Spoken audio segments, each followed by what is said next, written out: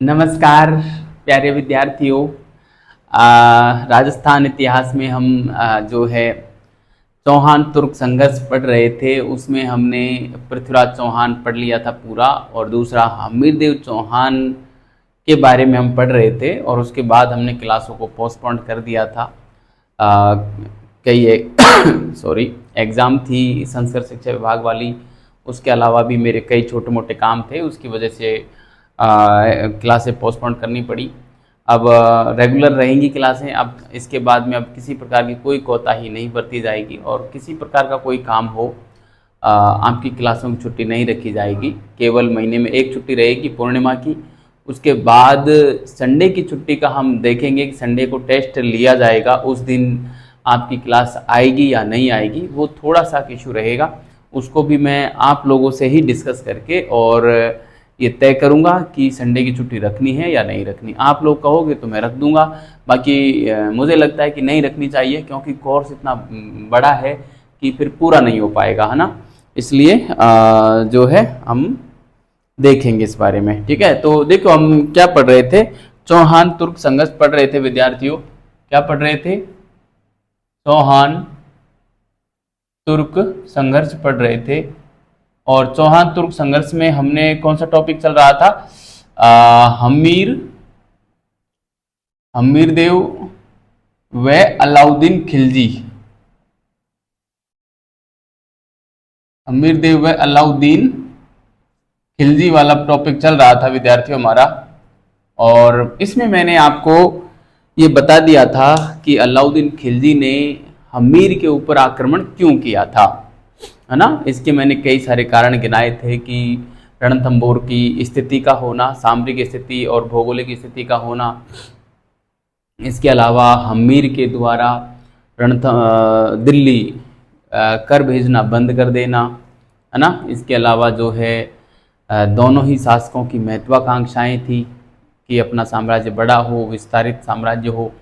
इसके अलावा जो है जो जो नौ मुसलमान थे जो अलाउद्दीन खिलजी की सेना से धन लूटकर, मतलब जो गुजरात अभियान से जो धन लूट कर ला रहे थे, और वो धन के बंटवारे को लेकर नाराज होकर हमीर के पास आ गए थे, तो हमीर ने उनको शरण दे दी थी। तो ये विभिन्न सारे कारण मैंने आपको बता दिए थे। उसके उन कारणों के चलते और अलाउद्दीन खिलजी ने हमीर पर 3 अभियान किए थे। उन अभियानों को विद्यार्थियों आज की क्लास में हम पढ़ेंगे, है ना। तीनों अभियान पढ़ लेंगे, हमीर आज पूरा हो जाएगा, इतना सही है। हमीर में बहुत अधिक नहीं है, ठीक है। तो क्या होता है विद्यार्थियों, 3 अभियान जो किए, ये बात मैं यहाँ पे लिख देता हूँ कि विभिन्न कारणों के चलते अलाउद्दीन खिलजी ने हमीर पर 3 अभियान किए, ठीक है। फिर हम आगे की बात लिखते हैं। तो हम पढ़ रहे थे, है ना, ये वाला टॉपिक पढ़ रहे थे। इसमें हम लिखेंगे कि विभिन्न कारणों के चलते, विभिन्न कारणों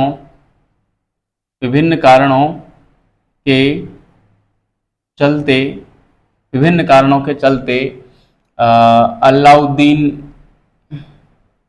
अलाउद्दीन खिलजी ने विभिन्न कारणों के चलते अलाउद्दीन खिलजी ने हमीरदेव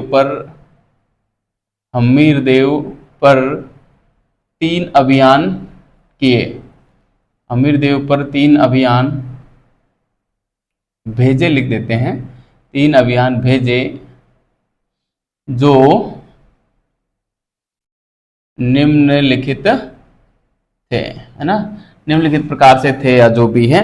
तो इस प्रकार से 3 अभियानों उन्होंने भेजे। अब इसमें हम विद्यार्थियों प्रथम अभियान की बात करते हैं। प्रथम अभियान, ठीक है। कौन सा अभियान? प्रथम अभियान की बात करते हैं, जो उसने 1299 में भेजा था। 1299 में क्या हुआ था विद्यार्थियों? अभियान भेजा हमीर ने, और किसके विरुद्ध भेजा?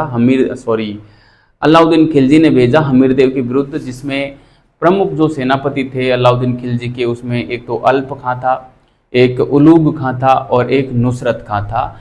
इन 3 प्रमुख सेनापतियों के नेतृत्व में और हमीर देव के खिलाफ अलाउद्दीन खिलजी ने 1299 में और अपना पहला अभियान भेजा।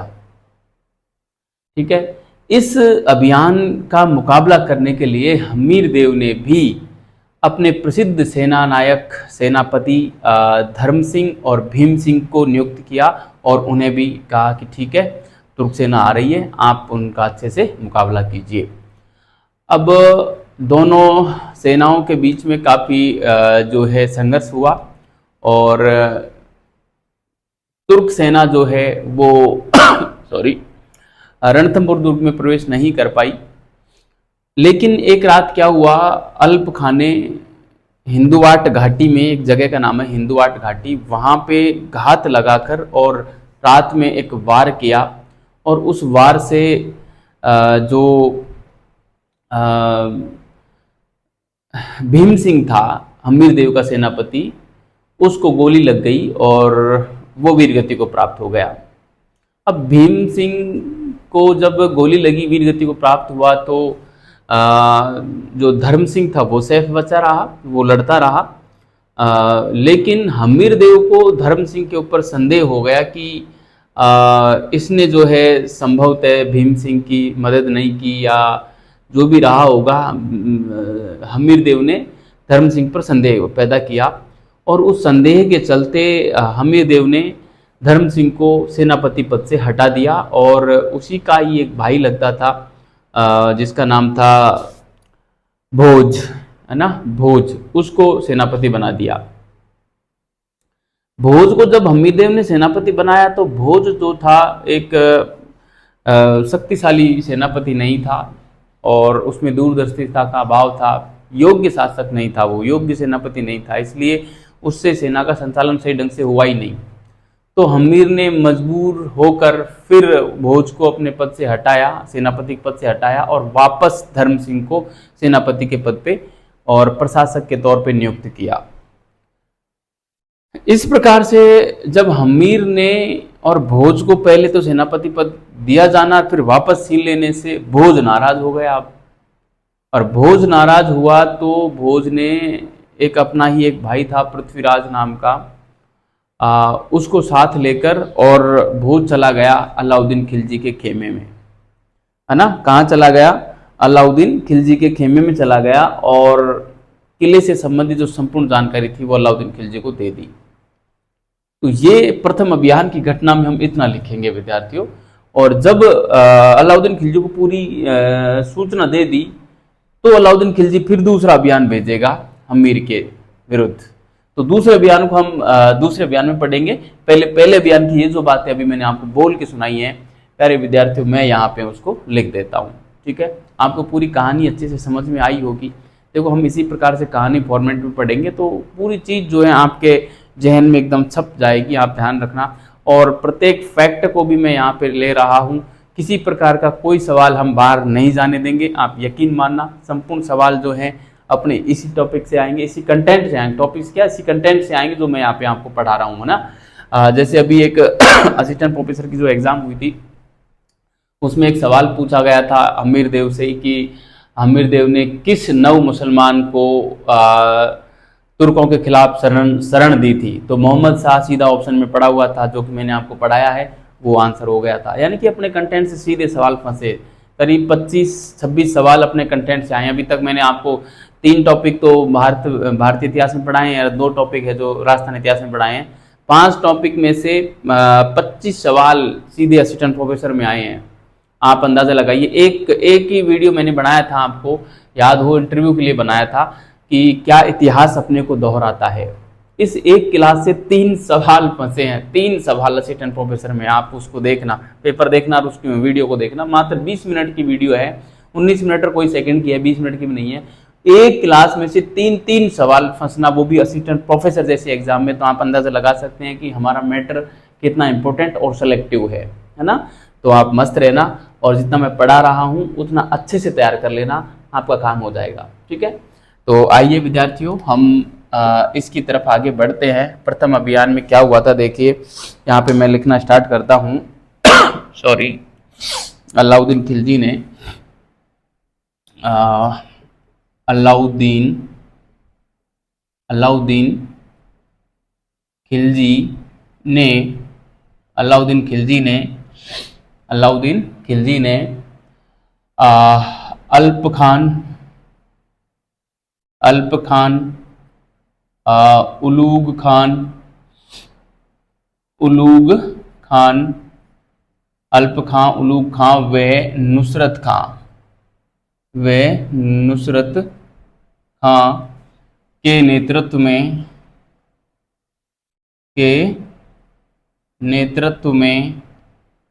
एक विशाल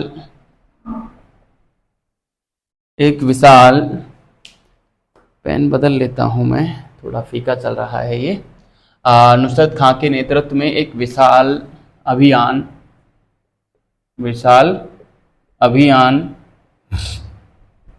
हमीर देव के विरुद्ध भेजा।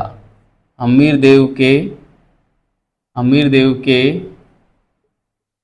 विरुद्ध भेजा, है ना, हमीर देव के विरुद्ध भेजा। उधर हमीर ने भी लिखते हैं हम यहाँ पे, हमीर ने भी इस अभियान का मुकाबला करने हेतु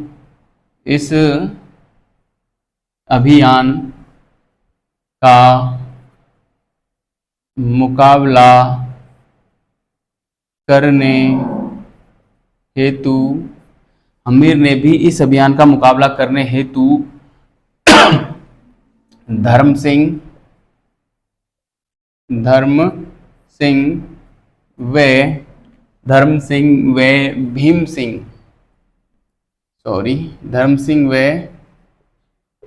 सिंह नामक सेनापति नियुक्त किए। ठीक है, भीम सिंह व धर्म सिंह नामक सेनापति नियुक्त किए। ठीक है विद्यार्थियों, अब इसमें क्या होता है, दोनों पक्षों के बीच काफी ठीक ठाक संघर्ष हुआ, किसी को कोई सफलता नहीं मिली। तो एक रात क्या हुआ कि हिंदुवाट घाटी में अल्प खान ने घात लगाया और हमला कर दिया। उसमें जो भीम सिंह था वो वीरगति को प्राप्त हुआ। मैं सीधा यही बात लिखता हूँ यहाँ पे, पूरी कहानी हम नहीं लिखेंगे, हम वही बात लिखेंगे जो एग्जाम में जो है वो फैक्ट आ सकता है ना, बाकी कहानी मैं बोल के आपको सुनाई रहा हूँ। मैं यहाँ पे लिखूंगा, एक रात अल्प खान ने हिंदुवाट घाटी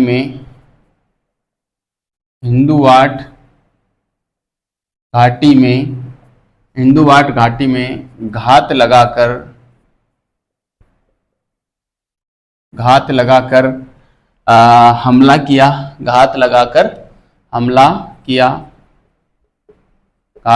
हमला किया, जिसमें भीम सिंह वीरगति को प्राप्त हुए।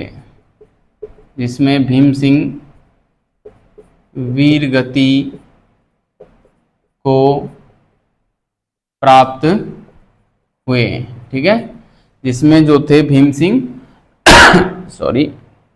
वीरगति को प्राप्त हो गए। हमीर ने संदेह के आधार पर धर्म सिंह को भी और सेनापति के पद से हटा दिया, है ना। हमीर ने संदेह के आधार पर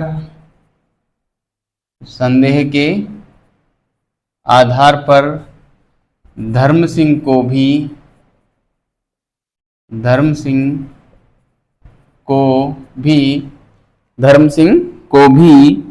सेनापति पद से हटा दिया। धर्म सिंह को भी सेनापति पद से हटा दिया। इससे और सेनापति पद से हटा दिया तथा धर्म सिंह के भाई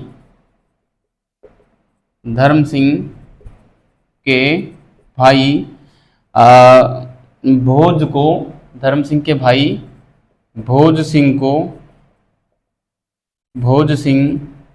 को सेनापति बनाया, है ना। भोज को सेनापति बना दिया। कहते हैं कि धर्म सिंह की आंखें भी फुड़वा दी गई थी। है ना। गोपीनाथ शर्मा जी ने स्पष्ट लिखा है कि धर्म सिंह की आंखें फुड़वा दी थी, मरवाया नहीं था बस, है ना, सेनापति पद से हटा के आंखें फुड़वा दी, ठीक है। लेकिन होगा क्या कि ये भोज जो है ये अयोग्य सेनापति था, इससे संचालन सही ढंग से सेना का नहीं हुआ, तो फिर वापस इसी धर्म सिंह से सलाह लेनी पड़ी हम्मीर को, और इसको वापस सेनापति नियुक्त करना पड़ा, ठीक है। तो उसकी वजह से फिर ये भोज नाराज हो गया और भोज खिलजी के खेमे में चला गया, है ना। ये बात होगी आगे, ठीक है। भोज को सेनापति बनाया, मगर इससे सैन्य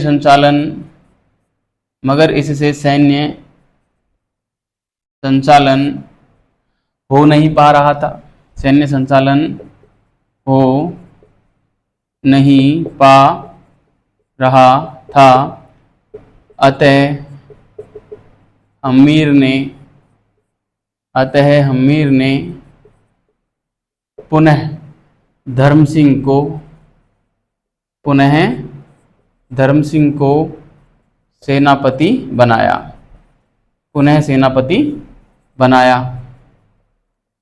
जिससे भोज नाराज हो गया, जिससे भोज सिंह नाराज हो गया सॉरी जिससे भोज सिंह नाराज हो गया। वह अपने अन्य भाई पृथ्वीराज को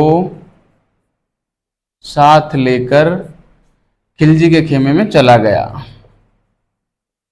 खिलजी के खेमे में चला गया। वह किले की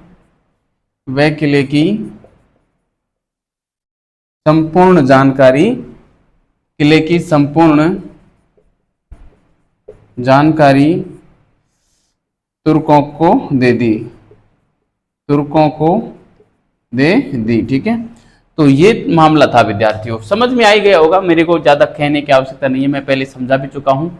और सॉरी, एक बेसिक सी कहानी है किस प्रकार से जो है हिंदुवाड़ घाटी में हमला किया अल्प खां ने, ये नाम थोड़ा सा ध्यान रखना। ये हमला किसने किया था? अल्प खां ने हमला किया था, और भीम सिंह इसमें जो है हमले में शहीद हो गया था, है ना। भीम सिंह यहाँ पे मैंने लिख रखा है, ये जो भीम सिंह था ये जो हमले में जो है शहीद हो गया था।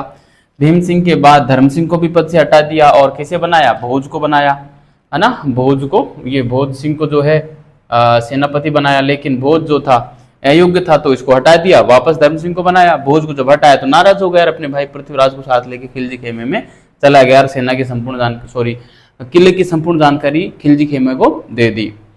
ये हुआ विद्यार्थियों प्रथम अभियान।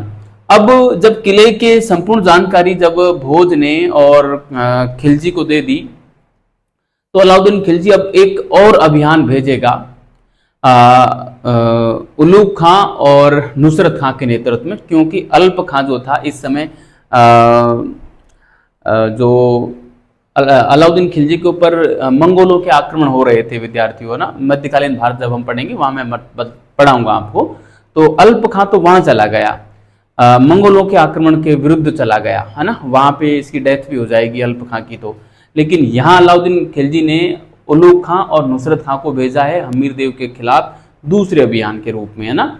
इसमें नुसरत खां मारा जाएगा, झाइन को तो ये जीतेंगे लेकिन नुसरत खां मारा जाएगा, है ना।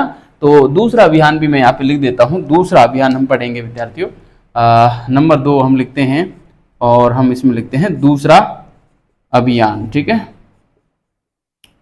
दूसरा अभियान था ये 1300 में हुआ था, 1300 ईस्वी में, ठीक है। तो इसमें हम लिखेंगे दूसरे अभियान में, देखो हुआ क्या था। दूसरा अभियान अल्प खां तो नहीं था इसमें, सॉरी, उलूग खां व नुसरत खां के नेतृत्व में अलाउद्दीन खिलजी ने हमीर देव के खिलाफ दूसरा अभियान भेजा, ठीक है। हमीर ने इस अभियान को रोकने के लिए एक जबरदस्त और मजबूत सेना अपनी नियुक्त की, जिसमें अपने भाई वीरम को नियुक्त किया, इसके अलावा अपने सेनापति रणमल, रतिपाल और जो है इसमें जाजदेव भी थे, है ना, जाजदेव थे। और जो 9 मुसलमान थे वो भी मोहम्मद शाह वगैरह सब थे।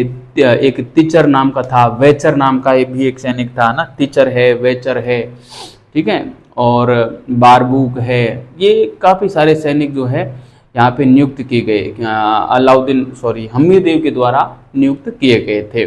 दोनों के बीच में काफ़ी कुछ संघर्ष हुआ और जाहिन को तुर्क सेना ने जीता, मगर रणथंबोर को वो नहीं जीत पाए। और इस संघर्ष में अलाउद्दीन खिलजी का प्रसिद्ध सेनापति नुसरत खां जो था वो विद्यार्थियों मारा गया। ये ध्यान रखना, कई बार सवाल पूछा जाता है नुसरत खां के ऊपर। नुसरत खां मारा गया और इसी के साथ तुर्क सेना वापस लौट गई थी। और उसके बाद फिर तीसरा अभियान होगा, है ना, तो ये बात मैं यहाँ पे लिख डालता हूँ। हम लिखेंगे इस अभियान में इस अभियान का नेतृत्व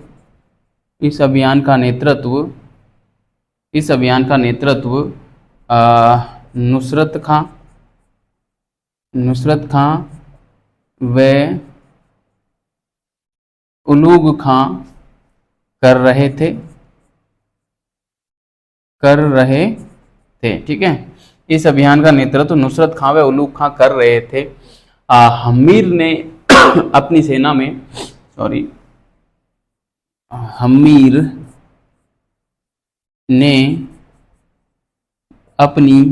ने अपनी सेना में अपने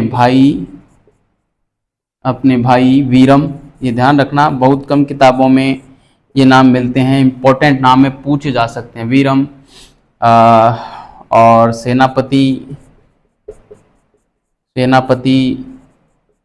जाजदेव, रणमल,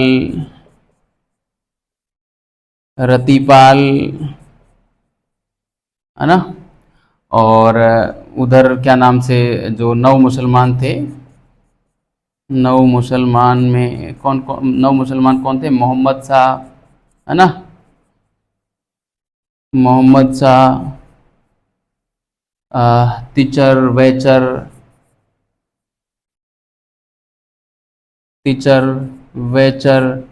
है ना, इन लोगों को शामिल किया था। इस बार बड़ी जबरदस्त सेना है जो गठित की थी अमीर ने। तिचर वेचर वे बारबरूक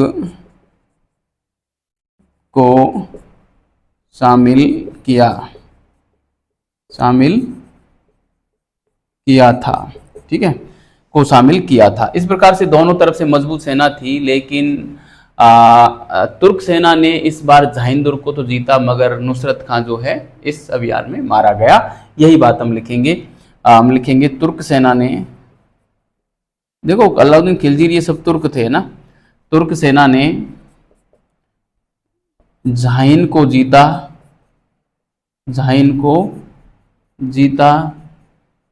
मगर नुसरत खां वीर गति को प्राप्त हुआ। नुसरत खां वीर गति को, तो क्या हम तो दुश्मन को पढ़ रहे हैं ना, हम वीर गति नहीं लिखेंगे, ये मारा गया लिखेंगे। नुसरत खां मारा गया, मगर नुसरत खां मारा गया, ठीक है। तुर्क सेना वापस लौट गई, तुर्क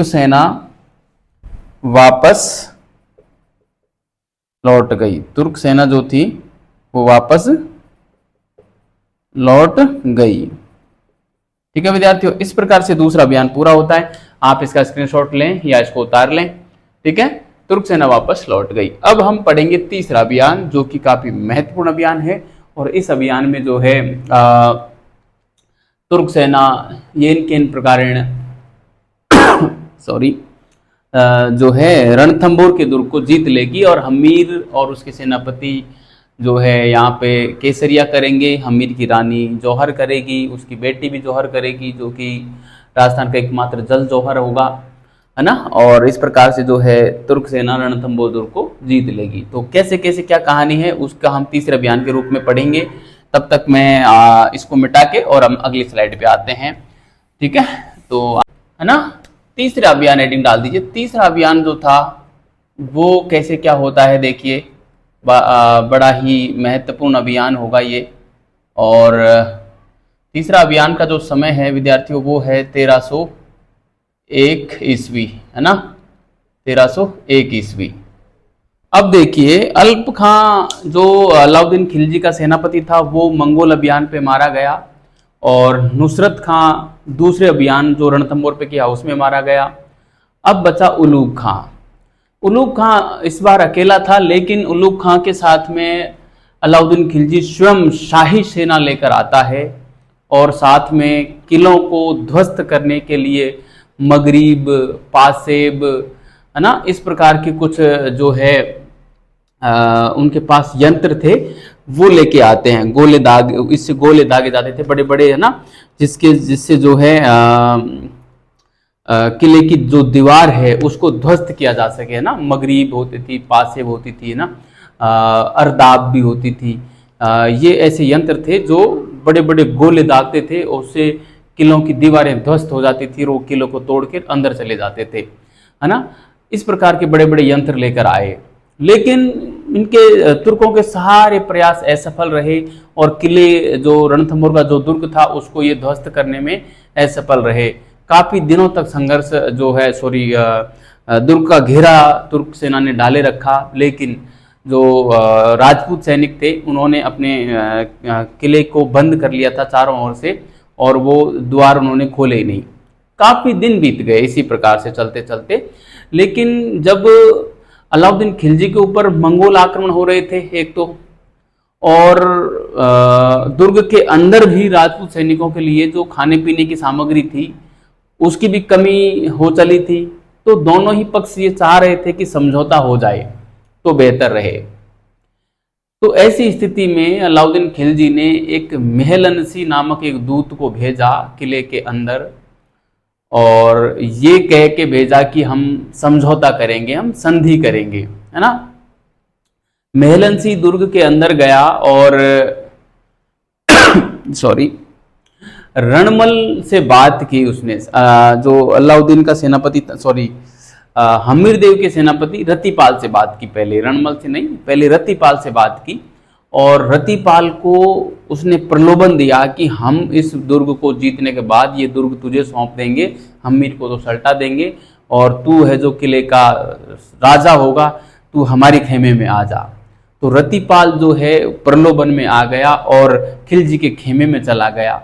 साथ में उसने रणमल को भी ले लिया, और रणमल जो है अपने साथ एक अधिकारी सुरजन शाह को भी और खिलजी के खेमे में लेकर चला गया। इस प्रकार से जो है विद्यार्थियों दुर्ग के द्वार इन लोगों ने खोल दिए, और जो रणमल के जो सेनापति थे वो ही शत्रु हो गए हमीर देव के, है ना। हमीर के जो सेनापति थे रणमल और रतिपाल, वो हमीर के ही शत्रु बन गए, और इस प्रकार से जो है हमीर को और मजबूर होकर और किले के द्वार खोल के और केसरिया बाना पहनकर युद्ध मैदान में उतरना पड़ा।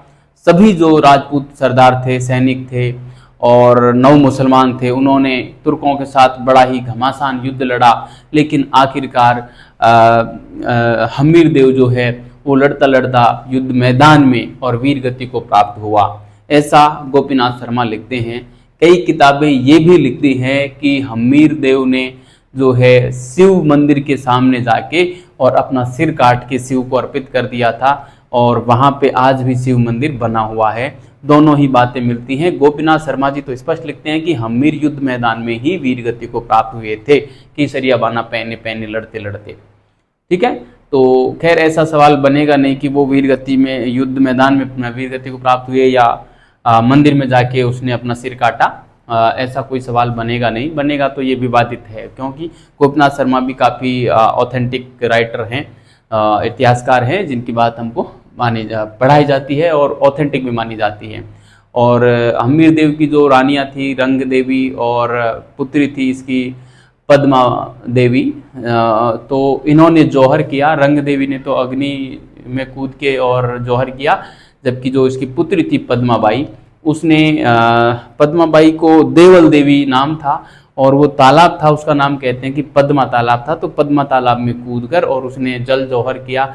तो ये राजस्थान का एकमात्र जल जौहर भी माना जाता है। इस प्रकार 11 जुलाई 1301 की ये घटना थी, जिसके दिन रणथंभौर के किले पर और तुर्क सेना का अधिकार अर्थात खिलजी सेना का अधिकार हो जाता है। यह जो तिथि है ये इलियट महोदय ने बताई है, जो कि एक विदेशी इतिहासकार था, उसने काफी समीक्षा की, उसके बाद 11 जुलाई 1301 बताई। जबकि जो हम्मीर महाकाव्य है उसमें यह तिथि जो मिलती है वो 12 जुलाई मिलती है ना, जबकि ऑथेंटिक जो मानी जाती है 11 जुलाई ही मानी जाती है।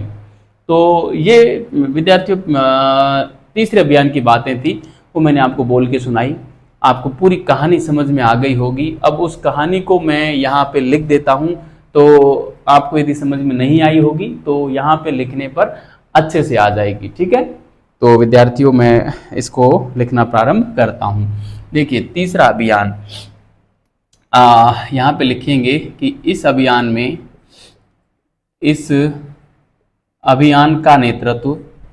अभियान का नेतृत्व उलूग खां कर रहा था। उलूग खां कर रहा था, जिसका साथ स्वयं अलाउद्दीन खिलजी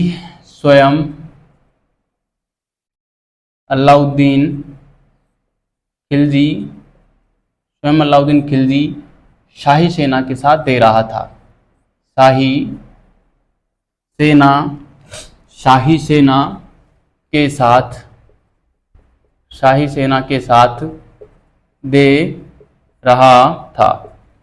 सेना के साथ दे रहा था, ठीक है।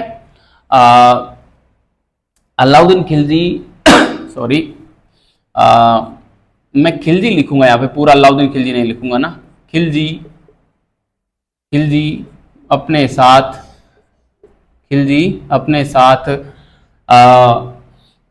किले तोड़ने वाले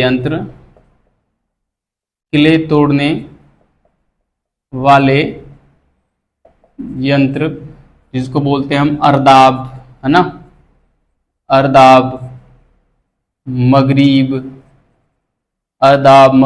पासेब, ये पूछते हैं अगर अरदाब मगरीब पासेब क्या हैं, है ना, तो ये गोले दागने वाले यंत्र कह सकते हो, या हम कह सकते हैं किले तोड़ने वाले यंत्र, है ना। इस प्रकार से जो है आपको जो है ध्यान रखना है, ये अस्त्र थे एक प्रकार से, ठीक है।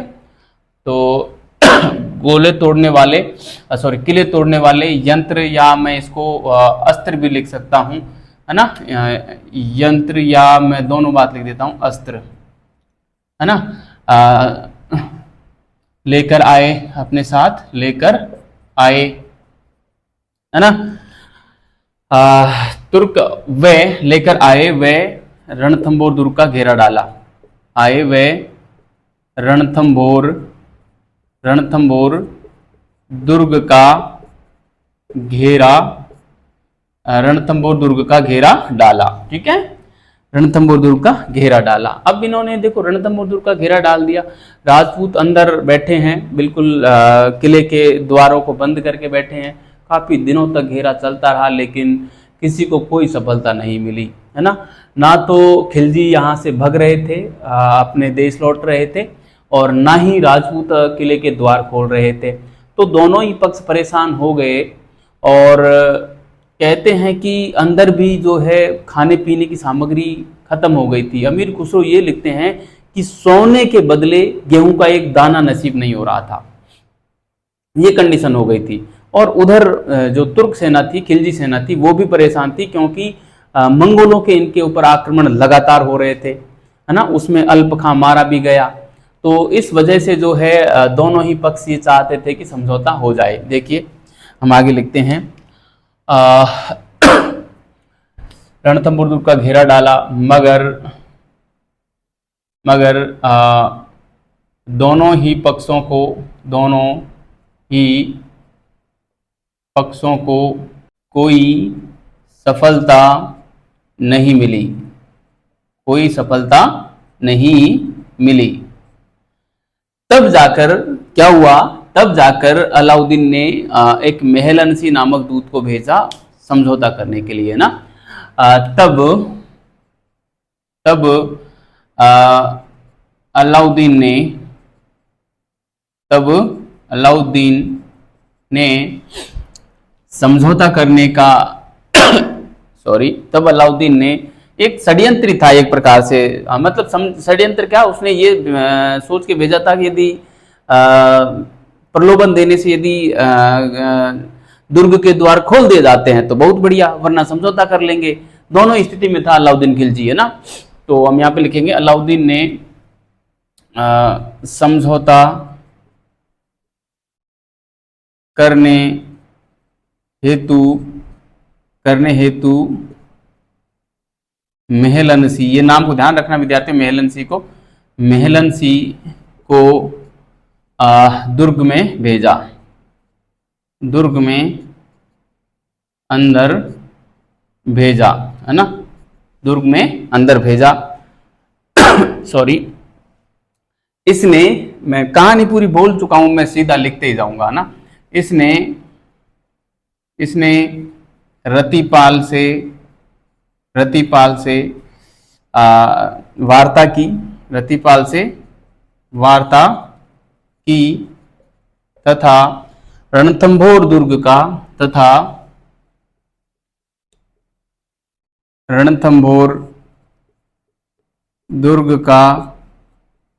प्रलोभन देकर इसे अपनी ओर मिला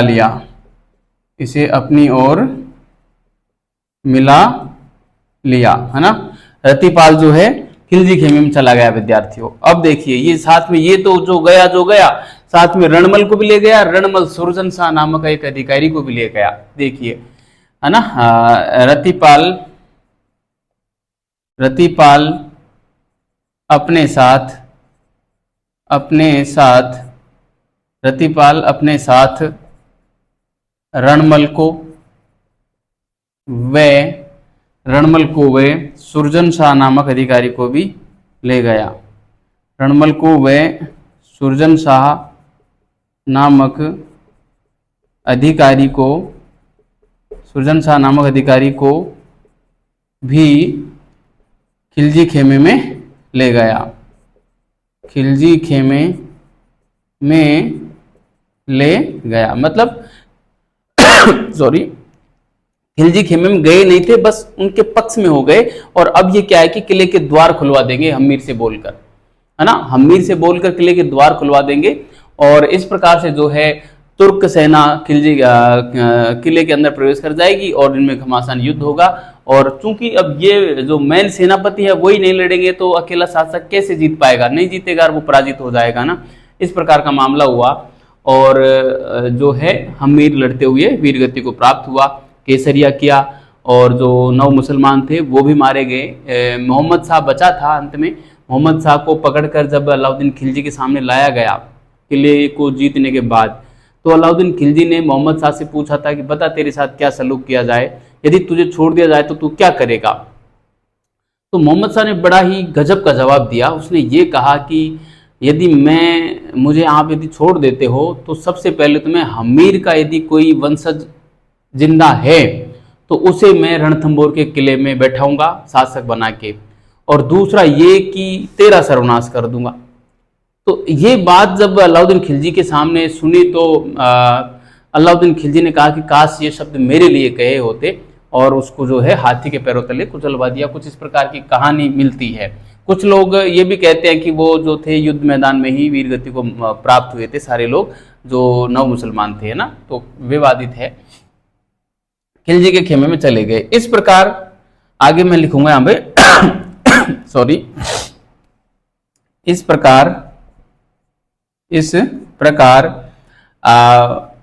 विश्वासघात के चलते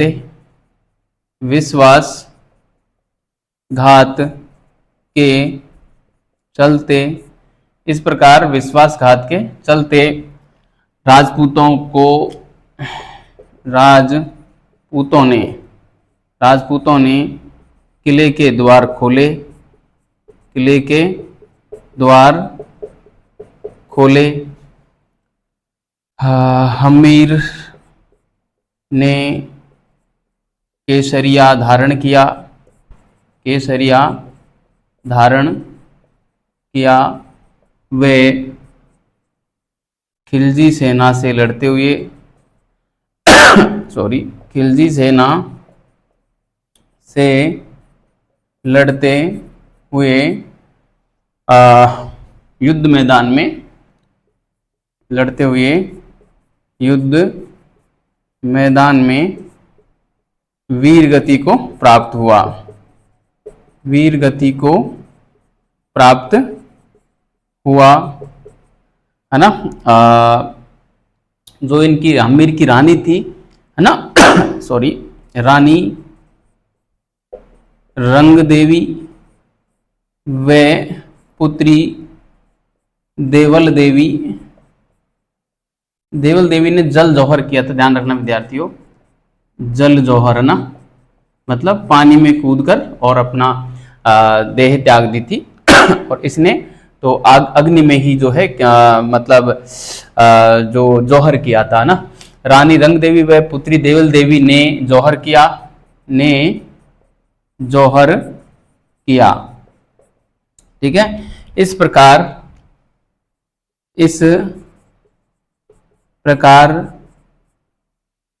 रणथंभोर का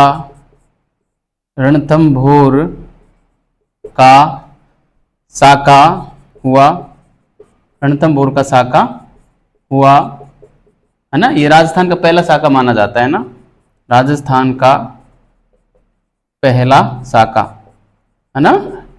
कौन सा है ये? राजस्थान का पहला साका कब हुआ था? 11 जुलाई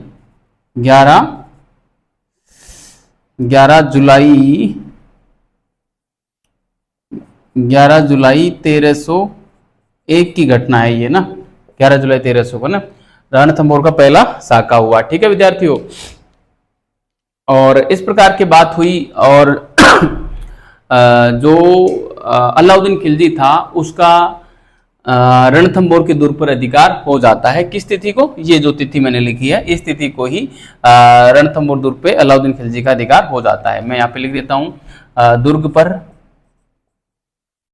पर तुर्कों का अधिकार हो गया, दुर्ग पर तुर्कों का अधिकार हो गया। ठीक है, उलूग खां को किले का प्रशासक बनाया गया। ये ध्यान रखना, इंपॉर्टेंट बात है। उलूग खां को किले का प्रशासक बनाया गया। ठीक है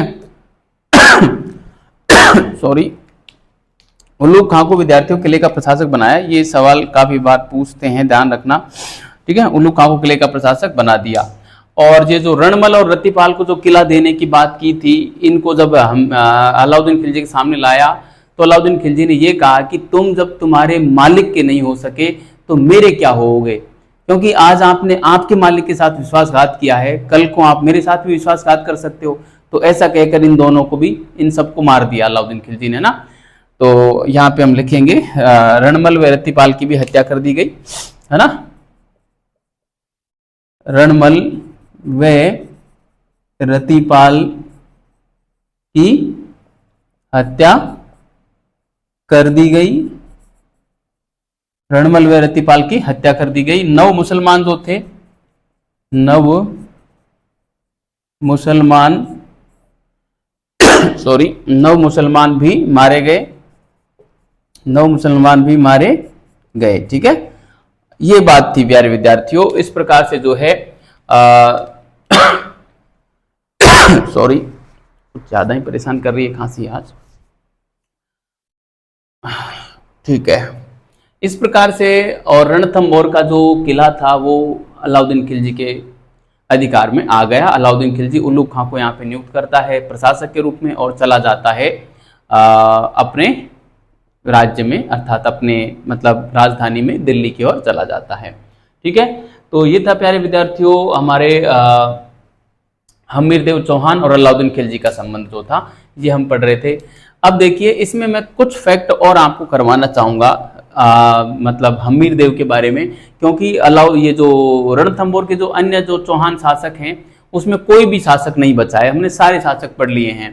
तो इसके बारे में कुछ बातें और हैं हमीरदेव के बारे में जो हमने छोड़ दी हैं, उनको भी हम यहाँ पे कवर कर लेते हैं। तो उसके बाद इसके बारे में कुछ नहीं पढ़ना है हमको ना, तो हम बाद में जब राजवंश पढ़ेंगे तो हम रणथंभौर के चौहान नहीं पढ़ेंगे, क्योंकि हम पूरे पढ़ चुके हैं। अब चंद बातें ही हैं जो हमको हमीरदेव के बारे में पढ़नी है, ठीक है। तो मैं इसको मिटा रहा हूं, आप इसको उतारें, और इससे आगे की कहानी, या इससे आगे की नहीं पीछे की कहानी हमने छोड़ दिया था, उसको भी हम साथ में ले लेते हैं, ठीक है। तो मैं मिटा रहा हूं विद्यार्थियों इसको। दरअसल ये जो हमीर था इसके बारे में कहा जाता है विद्यार्थियों कि इसने अपने जीवन काल में कुल 17 लड़ाइयां लड़ी थी, और उसमें से एकमात्र लड़ाई जो अपने जीवन की आखिरी लड़ाई थी वो ही इसने हारी थी, बाकी 16 युद्ध इसने लगातार जीते थे, है ना। तो ये बात मैं यहाँ पे लिखना चाहूंगा, ठीक है।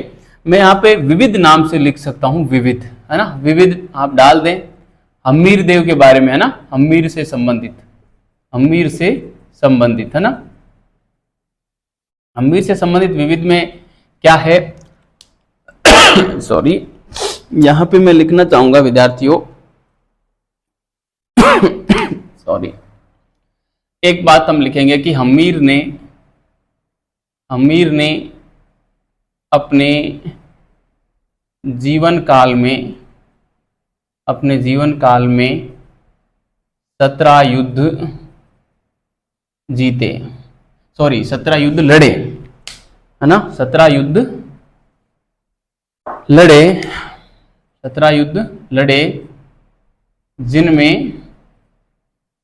जिनमें से 16 जीते थे, 16 जीते थे, है ना।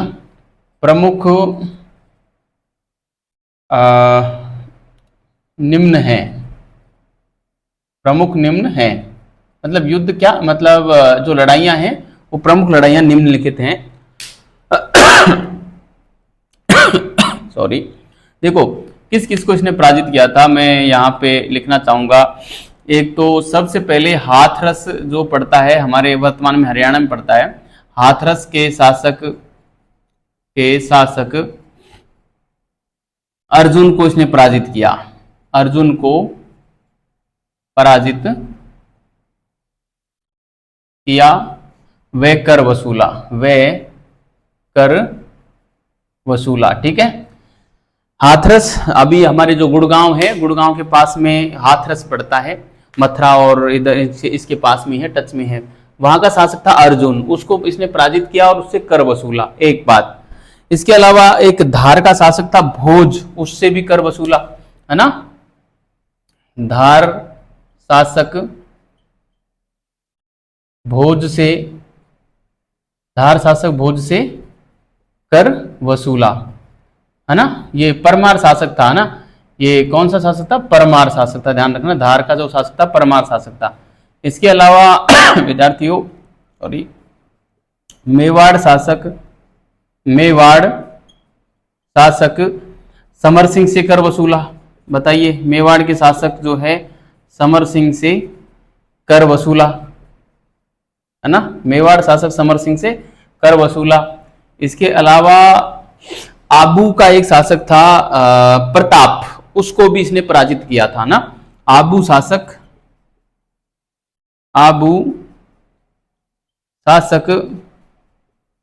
प्रताप को भी पराजित किया था, है ना, सॉरी, आबू शासक प्रताप को भी पराजित किया था। इसके अलावा इसने मांडलगढ़ है, प्रतापगढ़ है, पुष्कर है, इनको भी जीता था ना। तो मैं यहाँ पे लिखना चाहूंगा मांडलगढ़, प्रतापगढ़, पुष्कर आदि को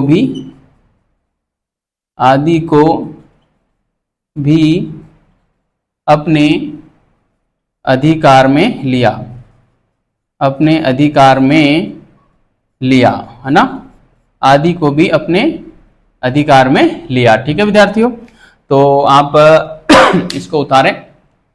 ये तो थी हम्मीर के बारे में कुछ और जानकारी। इसके अलावा हम्मीर के बारे में मैं बताऊं, हम्मीर के जो विद्यार्थियों गुरु थे उनका नाम था राघव देव। हम्मीर के गुरु राघव देव थे और हम्मीर के जो एक दरबारी विद्वान थे उनका नाम था विजयादित्य। इस प्रकार से पूछ लेते हैं कई बार, है ना, तो मैं यहाँ पे लिखना चाहूंगा हम्मीर के गुरु कौन थे? राघव देव थे। ठीक है, हम्मीर के गुरु राघव देव थे और हम्मीर के जो दरबारी विद्वान थे,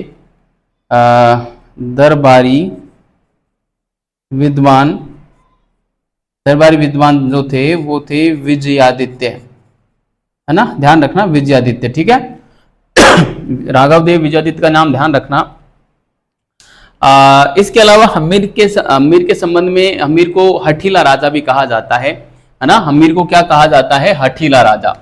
ठीक है, हम्मीर को क्या कहा जाता है? हठीला राजा भी कहा जाता है, आप लिख लेना हठीला राजा, है ना। और इनके संबंध में एक प्रसिद्ध दोहा फेमस है।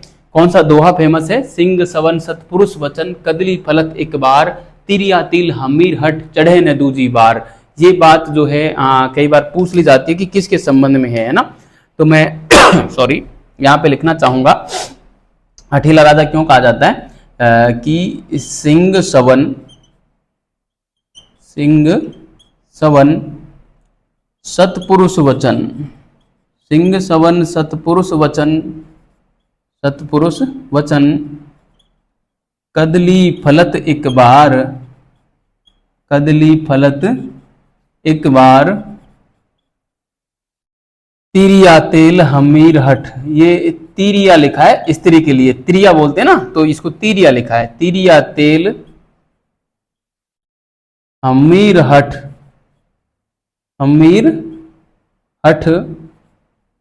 चढ़े न दूजी बार, चढ़े न दूजी बार। ठीक है, इस प्रकार से ये जो उक्ति है ये हम्मीर के बारे में है। इसमें देखो क्या कहा गया है, सिंह सवन सतपुरुष वचन, कदली फलत एक बार। इसका मतलब होता है कि सिंह जो होता है, सिंह सवन यानी कि सिंह अपने जीवन काल में सिर्फ एक बार ही संतानोत्पत्ति करता है, यानी एक ही बार सेक्स करता है और एक ही बार संतानोत्पत्ति करता है, उसके बाद नहीं करता। उसी प्रकार सतपुरुष वचन, सतपुरुष ने यदि कोई एक बात कह दी तो वो फलित होके रहती है ना।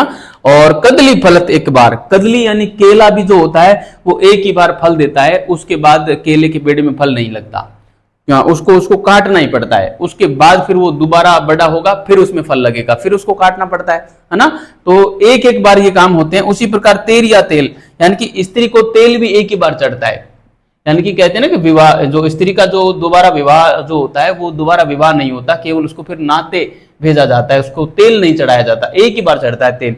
उसी प्रकार हम्मीर का हठ एक बार चढ़ गया ना, वो फिर उतरता नहीं है ना। ये बात यहाँ पे बताई गई है। ठीक है, तो प्यारे विद्यार्थियों, ये प्रमुख बातें जो थी वो मैंने आपको बता दी हम्मीर के बारे में। एक फैक्ट और मैं लिखना चाहूंगा, हम्मीर के दरबार में जो नव मुसलमान मोहम्मद शाह गया था, मोहम्मद शाह को हम्मीर ने जगाना की जागीर दी थी, है ना। सॉरी, जगाना क्या, हाँ, जगाना की जागीर दी थी, है ना।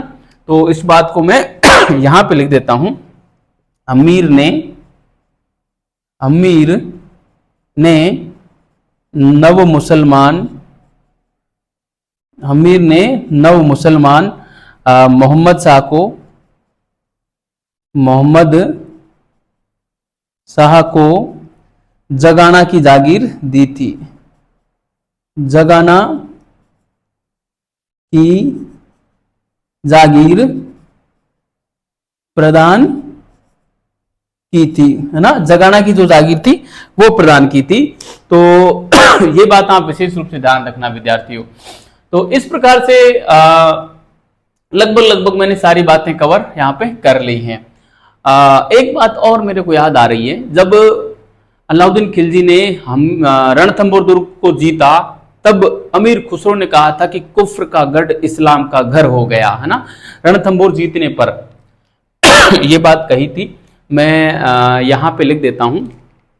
देखो आप उसके नीचे लिखना, मेरी तो जगह नहीं है इसलिए मैं यहाँ पे लिख रहा हूँ, ठीक है। यहाँ पे मैं लिख देता हूँ, जब रणथंभौर को अलाउद्दीन खिलजी ने जीता तब कहा था, अमीर खुसरो ने कहा था ना, अमीर खुसरो ने कहा था, अमीर खुसरो ने क्या कहा था कि कुफ्र का गढ़ इस्लाम का घर हो गया, कुफ्र का गढ़ इस्लाम का घर हो गया, है ना। ये बात अमीर खुसरो ने कही थी। कुफ्र का यानी धर्म विरोध का जो गढ़ था वो इस्लाम का घर बन गया अब, है ना। ये बात कब कही थी? रणथंभौर, खिलजी द्वारा रणथंभौर जीतने पर कही थी, है ना। खिलजी द्वारा